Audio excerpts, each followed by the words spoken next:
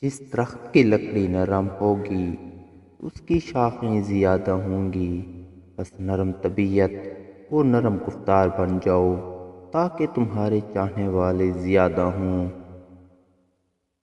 سب سے پہلی عبادت یہ ہے کہ انسان مصیبت میں صبر کر کے اللہ تعالیٰ کی طرف سے مدد کا منتظر رہے۔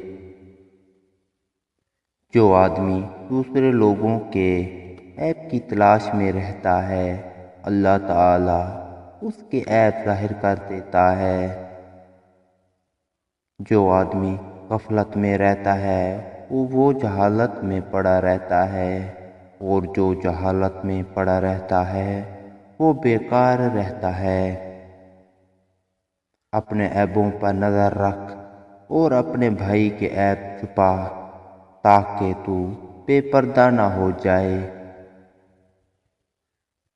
جو آدمی لوگوں کے حالات دیکھ کر عبرت پذیر نہیں ہوتا اللہ تعالیٰ اس کے حالات سے اور لوگوں کو عبرت دلاتا ہے۔ جو آدمی صبر اختیار کرتا ہے وہ کامیابی پاتا ہے۔ جو جلد بازی کرتا ہے وہ ٹھوکر کھاتا ہے۔ زیادہ مذاق کرنے سے آدمی کی عزت چلی جاتی ہے اور لوگوں سے دشمنی پیدا ہو جاتی ہے۔